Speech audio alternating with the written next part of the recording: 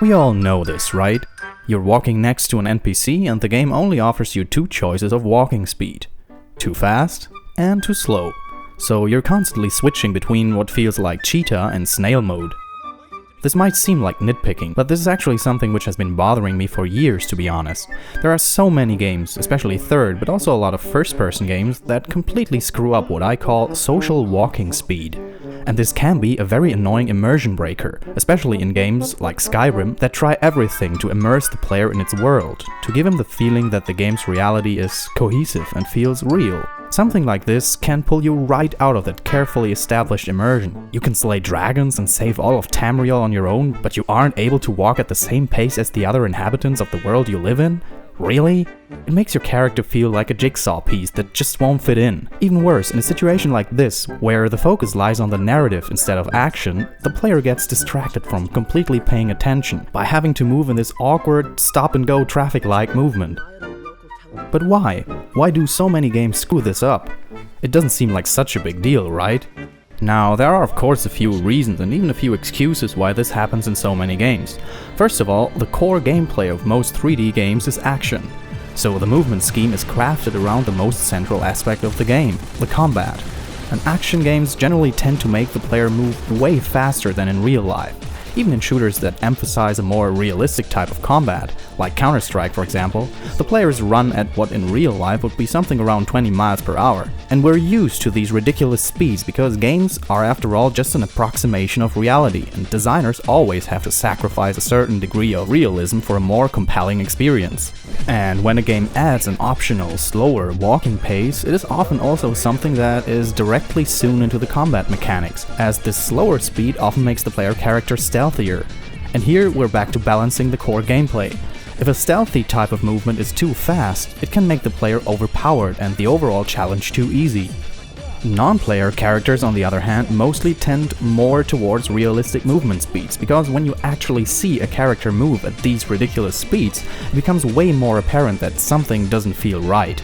If they walk too slow, it becomes an ordeal to accompany them, as it would take forever to get to the destination. So NPCs generally tend to walk somewhere in between those two extremes, which makes us end up with this. But solutions to this problem can be so simple. Especially when it's a first-person game, there is no reason in the world to not offer the player a social walking speed option. A button that enables him to catch up with the person he's accompanying. It's something that only few persons will even notice when it's there, but that at least subconsciously can put a lot of people off when it's not. Red Dead Redemption, for example, actually shows how well this can work. When you ride or walk next to a person, you can just hold the key down and Mr. Marston will stay right next to that person. If he's behind, he'll catch up. If he's in front, he'll slow down until their speed matches. The player doesn't have to worry about speed anymore and can focus entirely on the conversation. And some developers, like Quantic Dreams, go even further by using character movement as a narrative device.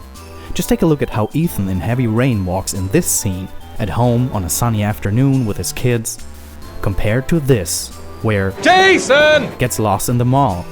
We don't even have to know the plot to instantly feel the current mood of the protagonist. We know instinctively that Ethan is very agitated and on the edge just by observing his posture and body language. And the way he moves fits his surroundings. Because when people run in public, they don't just sprint like in most games.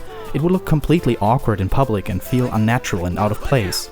It looks more like this, carefully accelerating to a slow jog or a power walk. And because of this attention to detail, Ethan seems like he's a part of this world, which makes the whole situation all the more believable and, yeah, immersive. It just feels right.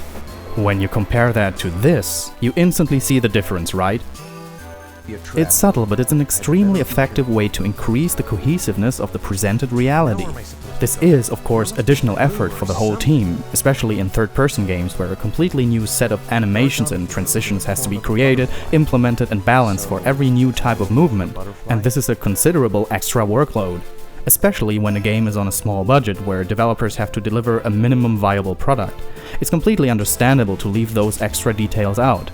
But when a game has a budget of $80 million like Skyrim, and immersing the player is one of the main goals, this is unforgivable, at least in my opinion.